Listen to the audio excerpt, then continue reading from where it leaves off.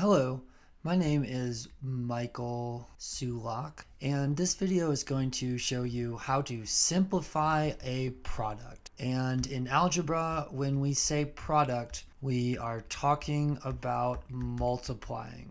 Another way they might ask you the exact same thing is to find or determine or evaluate. Those are all the same thing. And in this video, we are going to multiply the quantity 5x times, in parentheses, 6x squared minus 4x plus 2. So let's get to work. The first thing you'll notice is the 5x is sitting outside this set of parentheses, and inside the set of parentheses we have three things that are separated by either addition sign or a subtraction sign. We're going to take the 5x and we need to distribute it and multiply it by each of these terms individually, and then we'll simplify. When you have something outside of a parentheses, you have to do what's called distribute it. It has to go to every piece inside the parentheses. I highly recommend whenever you're doing algebra that you work downwards. Go this way.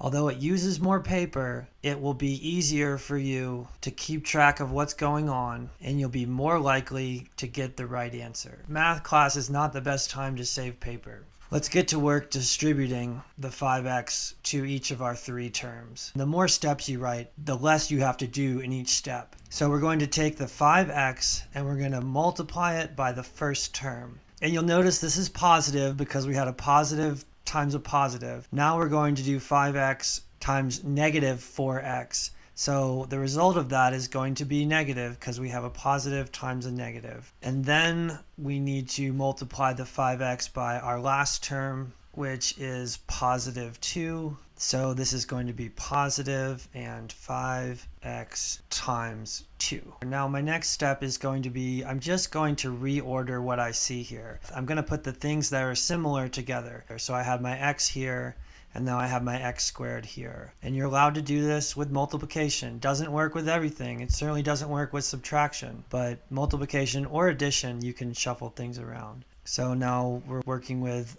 5 times 4 here, and my single x times a single x. And then the last term is going to be positive, and I'm going to have 5 times 2 times my single x here. Now I'm just going to simplify. Notice I'm putting an equal sign here because this line is equal to this line. These are all the same. We're just multiplying it out. So now we'll simplify. We'll multiply out. 5 times 6 is going to equal 30. And when you multiply x's, you basically are just counting up how many you have total. So I have 1 here and 2 here, and we're going to end up with 30 times x to the third. And now I have my minus sign here. That's going to give me 20. So that's going to be x squared. And then plus my final 5 times 2, that gives me 10. And I have a single x here.